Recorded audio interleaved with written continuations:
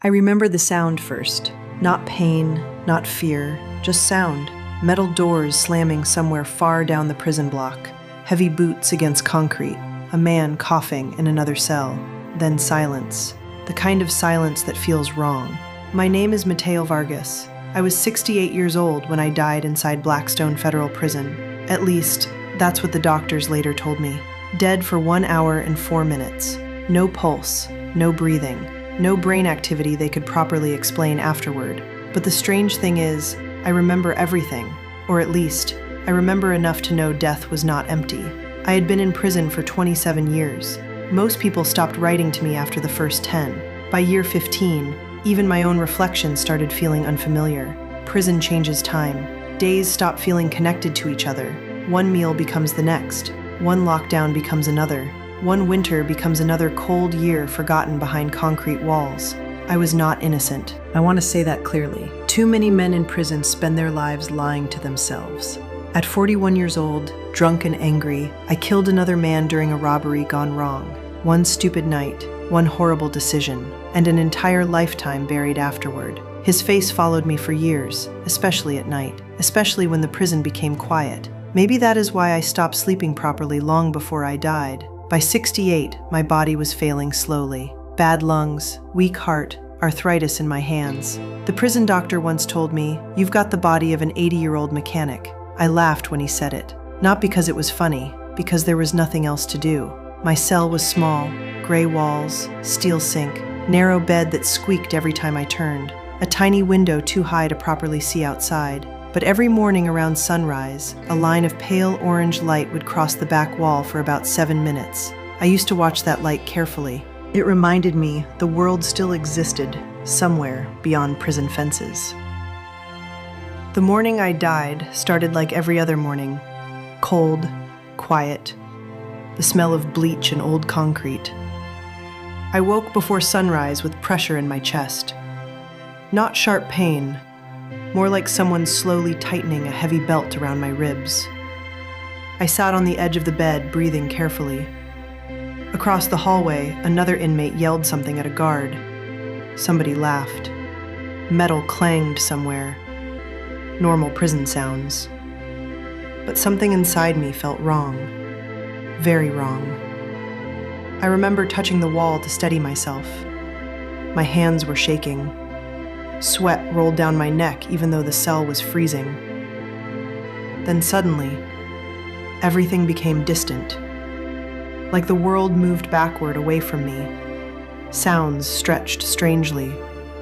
The hallway lights blurred, and the pressure in my chest exploded into unbearable pain. I collapsed beside the bed. I remember hitting the concrete floor hard. Then darkness. Not complete darkness. Something stranger. At first I thought I was dreaming. I was standing inside the prison corridor, only it looked wrong. Too quiet, too empty. The lights overhead flickered weakly like dying candles. No guards, no inmates, no sound at all. I looked down at my hands. Young, not old prison hands anymore. No arthritis, no shaking. My breathing felt normal. That terrified me immediately, because deep inside, I already knew something impossible had happened. I walked slowly through the corridor. Every cell stood open, empty. The prison block stretched endlessly in both directions, far longer than reality. Like the hallway itself was alive somehow. And then I noticed something worse. There were no shadows, not even mine. I stopped walking. My heart should have been pounding, but I could not feel my heartbeat anymore. I whispered, "Hello?" No answer, not even an echo. Then the lights above me went out one by one, slowly, closer, closer. Darkness moving toward me through the corridor. I started running. Instinct, fear. Something ancient inside the human mind understands when danger is near, even without explanation. The prison stretched forever while darkness followed behind me silently. Cell doors rattled violently as I passed them. Bang, bang, bang, like invisible people were trapped inside trying to escape. My breathing grew heavier, or maybe I only imagined breathing. I still don't know. Then suddenly, I heard my mother singing. I froze instantly. Impossible. My mother died when I was 23 years old, but her voice was unmistakable. Soft Spanish lullaby. The same song she used to sing while cooking late at night. The The sound came from one of the prison cells, cell 14B. My knees weakened immediately, because that had been my real prison cell for years. Slowly, I approached it. The inside was dark except for weak orange light flickering somewhere deep inside. And there she was, sitting calmly on the edge of the bed, young, not sick like before she died, young and healthy, wearing the same blue dress I remembered from childhood. I couldn't speak. My throat felt frozen. She looked at me sadly, not surprised, not emotional, just sad. "Mateo," she whispered softly. I stepped backward immediately. "No." Tears filled my eyes instantly. "No, you're dead." She lowered her eyes. "So are you." Those words shattered something inside me. The corridor suddenly felt colder, heavier, more real than reality itself. I entered the cell slowly. Every movement felt unreal. My mother looked exactly as I remembered from childhood. The tiny scar near her eyebrow, the soft wrinkles near her smile, even the smell of lavender soap. I started crying before I even realized it. At 68 years old, inside death itself, I cried like a child again. "I'm sorry," I whispered repeatedly. "I'm sorry for everything." Because suddenly all my regrets rushed through me at once. The murder, the drinking, the violence, the years wasted, the pain I caused people. Prison gives a man endless time to remember his worst moments. And standing there with my dead mother, I felt every one of them. She reached for my face gently, but something felt wrong the moment her fingers touched my skin. Cold. Not human cold. Empty cold. The prison lights above us flickered violently again, and suddenly her expression changed, very slightly, enough to terrify me. Her eyes no longer looked warm. They looked hollow, like something pretending to be her. I stumbled backward immediately. The cell walls began trembling softly. The bed rattled. The metal sink groaned loudly. Then my mother spoke again, but the voice was wrong now, deeper somehow. "You don't belong here yet." Every light in the prison block exploded into darkness, and something grabbed me from behind. The moment something grabbed me, I felt myself falling. Not downward, not upward, just away. Like reality itself had loosened beneath me. The prison disappeared completely. No walls, no sound, no body, only motion through endless black emptiness. I tried screaming, but had no mouth. Tried breathing, but had no lungs. It's difficult to explain death using human language, because nothing behaves normally there. Time especially. Time becomes broken. 1 second can feel endless, or entire memories can pass instantly. At some point, the falling stopped. Suddenly, I was standing barefoot in rain. Cold rain. Real rain. I looked around slowly. A street. Dark. Old streetlights glowing weakly through heavy fog. My chest tightened immediately because I recognized the place. San Antonio. The neighborhood where I grew up. Every detail was exact. The cracked sidewalks, the broken fence near the laundromat, the flickering red motel sign at the corner, even the smell of wet asphalt and cigarettes. I turned slowly in disbelief. And then I saw him. Me. 41 years old, drunk, angry, walking fast through the rain. My younger self disappeared into an alley beside the old liquor store. Fear crawled through me instantly, because I already knew what came next. The robbery, the fight, the murder.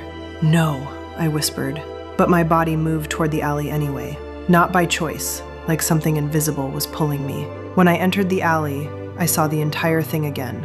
Every second, every detail. The man pushing me away, my younger self panicking. The gun, the scream, the shot, blood hitting concrete. I collapsed to my knees. The sound echoed endlessly through the rain. But this time, something was different. I could feel his fear. The man I killed. I felt it inside my own chest. His confusion, his panic, his final desperate thoughts about his daughter. That destroyed me completely. Most people think punishment ends after prison. It doesn't. Some guilt waits quietly inside you forever, especially when the world becomes silent. I cried uncontrollably in that alley, rain pouring over me while the dead man stared upward with empty eyes. Then suddenly, he sat up, slowly, His neck twisted unnaturally toward me, blood still covering his shirt, and he asked softly, "Was it worth it?" I stumbled backward in horror. His face looked wrong, not human anymore. His eyes were completely black. The alley darkened around us unnaturally fast. Rain stopped instantly. Every sound vanished. Then I noticed something even worse. People were standing at the end of the alley, watching me, dozens of them, motionless, their faces hidden in darkness. I couldn't tell if they were men or women, old or young, just silhouettes, waiting silently. The dead man rose fully to his feet. "You carried this for 27 years, he whispered. His voice sounded distant now, like several voices speaking together, but you never truly faced it. The figures behind him slowly stepped closer. My legs felt weak. "What is this place?" I asked desperately. Nobody answered. The alley suddenly stretched longer, impossibly fast, buildings bending strangely like reflections in water. Then one of the shadow figures moved into the dim light. An old prison guard, Mr. Wallace, dead 10 years already from cancer. I remembered attending his memorial service inside prison. Now here he stood silently staring at me, but his face looked pale, almost unfinished somehow, like memory itself was struggling to hold his shape together. "You shouldn't stay here," he whispered. I moved toward him immediately. "What is this place?" His expression became terrified suddenly. Then he looked behind me, not at the dead man, past him, farther into darkness. And when I turned, I saw the doorway. Tall, black, standing impossibly in the middle of the alley, not attached to any wall, just a door alone in darkness. The surface looked wet somehow, like moving oil, and deep inside it, I heard voices. Thousands of voices whispering together softly, some crying, some screaming, some praying. I froze completely. Every instinct inside me screamed not to go near it. The dead man pointed toward the doorway slowly. "Every regret leaves something open." Those words echoed unnaturally around me. The shadow figures stepped closer. I noticed now that none of them blinked, not once. My chest filled with terror. Then suddenly, Mr. Wallace grabbed my arm violently. "Run!" The entire alley exploded into noise, screaming, metal crashing, voices shouting from everywhere. The shadow people began moving unnaturally fast toward me, not walking, jerking forward like broken film frames. I ran instantly. Rain returned violently overhead. The city twisted around me while streetlights burst one after another. Every window I passed reflected different versions of myself. Young Mateo, old Mateo, prison Mateo, bloody Mateo, crying Mateo. Some reflections smiled at me, some screamed. One reflection had no face at all. I kept running until suddenly, a hospital corridor appeared ahead, bright white lights, doctors shouting, machines beeping, and there, on a hospital bed, I saw my body, old, gray, motionless, doctors pressing against my chest desperately, a nurse yelling, "We've lost him again." I stared in shock. The sight felt impossible, like watching somebody else entirely. Then I noticed something strange. Nobody in the hospital could see me. Doctors moved through me. Nurses passed beside me without reacting. And behind the hospital room, the dark doorway was still there, closer now, waiting silently. The whispers inside it grew louder. I could almost understand words now. Not English, not Spanish, something older, ancient. A doctor shocked my body again violently. My chest jumped. Still nothing. "No pulse," someone shouted. I stared at myself lying there, and for the first time since dying, I realized I might never return. Real panic hit me then. Not fear of punishment, not fear of mystery, fear of being erased completely. Fear that my entire life was ending beside strangers in a prison hospital. I stepped closer to my body desperately. Then suddenly, someone spoke behind me calmly. "You still have unfinished weight." I turned slowly. An old man stood near the doorway, thin, tall, wearing prison clothes from another era entirely, maybe 1940s. His face looked tired beyond human exhaustion, but his eyes looked endless. "You've been here before?" I whispered. He nodded once, many times. My stomach tightened. "What is that door?" The old prisoner stared toward it silently for several seconds, then finally answered, "Some people call it judgment." The whispers inside the doorway suddenly became screaming. The screaming coming from the doorway did not sound human. That's the first thing I need to explain. It sounded layered, like thousands of voices trapped together beneath deep water. Some crying, some begging, some whispering prayers over and over again. And underneath all of it, something else, a low vibration, almost alive. The old prisoner beside me watched the doorway carefully. He looked frightened of it too. That terrified me more than anything, because this man did not look surprised by death. He looked experienced, like someone who had wandered there a very long time. "What is this place?" I asked again quietly. He rubbed his hands slowly together. "I don't think human minds are supposed to fully understand it." His voice sounded exhausted, not dramatic, not mystical, just tired. I looked around the hospital corridor again. Doctors still worked desperately over my body. A machine beeped rapidly somewhere near the bed. Nurses moved quickly between equipment. Everything felt normal there, real. But behind them, the darkness felt even more real somehow, like the hospital itself was temporary while the doorway was permanent. The old prisoner noticed me staring. "That world fades fast once you cross too far," he whispered. I swallowed hard. "Cross where?" He pointed toward the doorway. The surface moved slowly now, like black water breathing. And deep inside it, shapes moved. Human shapes, or something close to human. I stepped backward instinctively. The old prisoner watched me carefully. "You feel regret strongly," he said. I looked away. "You would too." He nodded once. "Yes." For a moment, neither of us spoke. Then quietly he asked, "What do you regret most?" The question hit harder than expected, because after decades in prison, I thought I already understood my guilt. But standing there, near death, I realized guilt changes shape over time. At first, I regretted getting caught. Then I regretted losing my freedom. But much later, I regretted becoming the kind of man capable of violence at all. That realization destroys you differently. I looked toward my body lying on the hospital bed. A nurse wiped blood from my chest after another failed shock. "They're trying hard," I whispered. The old prisoner nodded. "They always do. You sound like you've seen this many times." "I have." Cold fear moved through me slowly. "What happens if they stop?" He looked toward the doorway silently. That answer was enough. Suddenly, the hospital lights flickered violently. The doctors froze, not naturally, like time itself had paused around them. One nurse remained frozen with tears in her eyes. A doctor stood motionless, pressing against my chest. Even the monitor sounds stretched unnaturally into one long tone.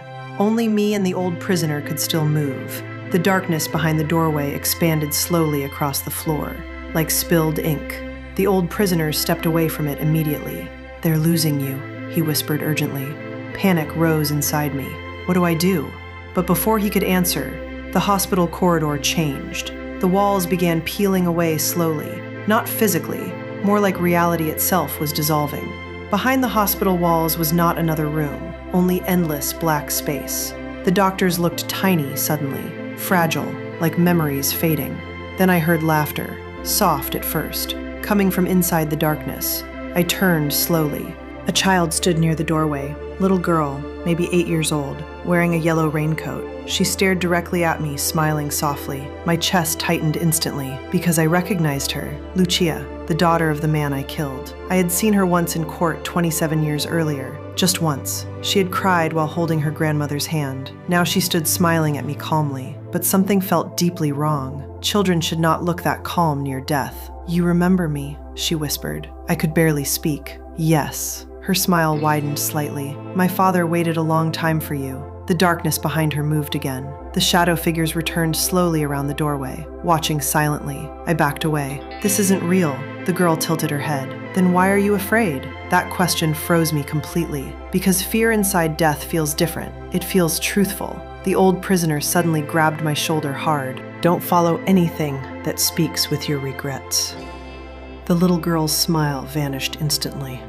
Her face darkened unnaturally, not physically changing, emotionally changing, like warmth leaving a room.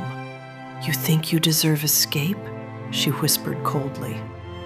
The hospital monitor behind me screamed loudly. One long flat line. Doctors started shouting again. Time returned violently. "We're calling it!" somebody yelled. No, the word exploded inside my mind instantly. Not like thought, like survival itself. The darkness rushed forward suddenly. The doorway opened wider, and I finally saw what was inside. Not fire, not monsters, not torture. Something worse. Endlessness. An endless dark space filled with movement far away. Shapes drifting endlessly through silence. No ground, no sky, no time. Only existence without escape. And somewhere deep inside it, people were whispering memories to themselves over and over, trying not to disappear. I heard fragments everywhere. My daughter's birthday. The smell of coffee. Please don't forget me. The sound broke me completely, because suddenly I understood. The greatest fear after death might not be pain. It might be becoming lost forever. The darkness pulled harder against me. My feet slid across the hospital floor. The old prisoner held my arm desperately. "You still have weight tying you there," he shouted. "What weight?" "Pain, regret, love, anything unfinished." The shadow figures moved closer rapidly. I could feel them reaching toward me. Cold hands, whispers crawling inside my head. "You belong here. You know what you are. Come with us." I screamed violently and grabbed the hospital bed. My own body looked gray now, almost gone. A doctor shook his head slowly. Time of death. Then suddenly, a memory hit me. Not prison, not violence, something small. My mother making tea during thunderstorms. The sound of rain against our apartment windows. Her laughing softly while music played from an old radio. For 1 second, I felt warmth, real warmth, human warmth, and the darkness reacted instantly. The shadow figures recoiled violently. The old prisoner stared at me in shock. "Hold on to that," he shouted. More memories flooded through me suddenly. My younger brother teaching me baseball, my mother kissing my forehead before school, the smell of bread from the bakery near our old apartment, tiny, forgotten pieces of life. The darkness screamed. Actually screamed, like those memories hurt it somehow. The hospital room brightened around me. Machines beeped rapidly again. Doctors rushed forward. "He's got rhythm!" The pull toward the doorway weakened slightly, but the little girl in the yellow coat still watched me from the darkness. And before everything disappeared, she whispered one final sentence. "Not all doors close forever." Then something slammed violently into my chest, and the world exploded white. The first thing I felt was pain. Terrible pain, like fire ripping through my chest. Then sound returned all at once. Machines beeping, people shouting, metal instruments clattering somewhere nearby. I opened my eyes violently and gasped for air. A nurse screamed. One doctor stumbled backward in shock. Another leaned over me quickly. "Mateo, can you hear me?" My entire body shook uncontrollably. I could not answer. My lungs felt full of broken glass. The overhead hospital lights burned into my eyes. Everything looked too bright, too alive. Someone kept repeating, "Stay with us, stay with us." But part of me still felt attached to that other place somehow, like a rope stretched between worlds. I turned my head weakly. The doorway was gone. Only hospital walls remained. Yet deep inside myself, I could still feel it somewhere, waiting. A prison guard entered the room looking pale. I recognized him vaguely, Officer Reynolds. He stared at me like he had seen a ghost. Maybe he had. One doctor whispered quietly to another. He was gone over an hour. I closed my eyes again immediately. 1 hour. But it had felt far longer. Days maybe, or years. Time in that place did not move correctly. Over the next several hours, doctors questioned me repeatedly. Did I remember anything? Did I see anything unusual? Did I know where I was? I lied at first. I told them I remembered nothing. Because how could I explain any of it? How could I describe the doorway, the shadows, the endless darkness, the voices whispering memories forever? Some things sound insane the moment they leave your mouth, especially inside prison walls. Eventually, they transferred me back to the prison infirmary, weak, exhausted, barely able to walk. Rain tapped softly against the narrow window beside my bed. And for the first time in decades, I was terrified of sleeping, because part of me feared I would wake up back there, back near that doorway. The old prisoner's words repeated constantly inside my mind. You still have unfinished weight. I could not stop thinking about that sentence. What unfinished weight? Regret? Guilt? Love? I barely understood love anymore, after so many years isolated from humanity. For 3 nights, I barely slept at all. Every time I closed my eyes, I saw shadow figures standing motionless in darkness, watching, waiting. Sometimes I heard whispering near the corners of the room, very faint, like distant conversations underwater. The prison nurse said cardiac arrest sometimes causes hallucinations afterward. Maybe she was right. Maybe dying simply breaks the brain. But deep inside, I knew what I experienced felt more real than hallucination. One night around 2 a.m., I sat awake, staring through the infirmary window. Rain covered the glass. The prison yard beyond the fences looked empty and cold beneath floodlights. And suddenly I realized something strange. For the first time in 27 years, I no longer feared prison itself.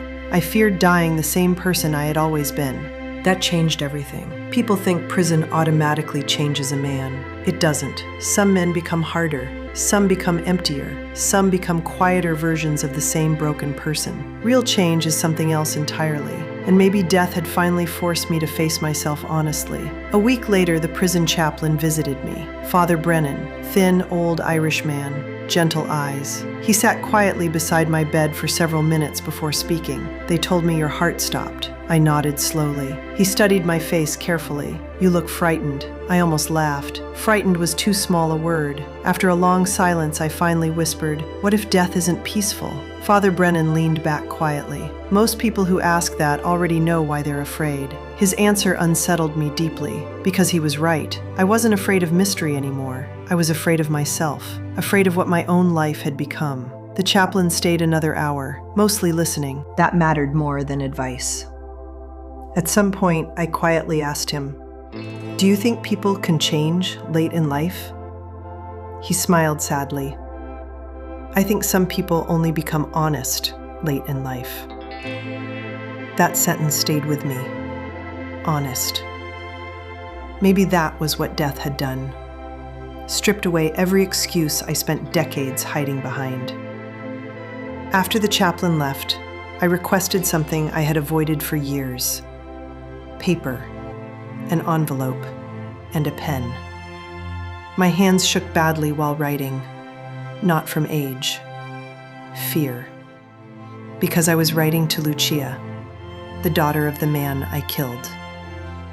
I had never contacted her before, never believed I deserved to. But after what I saw, silence no longer felt acceptable. The letter took 3 days to finish. Most of it was simple. No excuses, no self-pity, just truth. I told her I remembered her father's face every year. I told her prison never erased what I did. I told her I was sorry. Not the shallow kind of sorry people say to reduce guilt. Real sorrow. The kind that arrives too late. I almost threw the letter away twice, but eventually I mailed it, and after that, something inside me became slightly lighter. Not healed, never healed, but lighter. Weeks passed slowly. My strength returned little by little. Yet strange things still happened sometimes. Once during count time, I saw a shadow standing briefly at the end of the corridor. Tall, motionless, gone when I blinked. Another night, I woke suddenly convinced someone had whispered my name beside my bed. No one there. Still. The fear slowly changed shape over time. Less terror, more awareness. Like I had seen something humans are not supposed to see completely. One cold morning near sunrise, orange light crossed the back wall of my prison cell again. I still hear whispers far down the corridor. Soft, distant, almost hidden beneath the sound of metal pipes and old fluorescent lights. And every single time, I remember what the little girl in the yellow coat said before I returned. Not all doors close forever.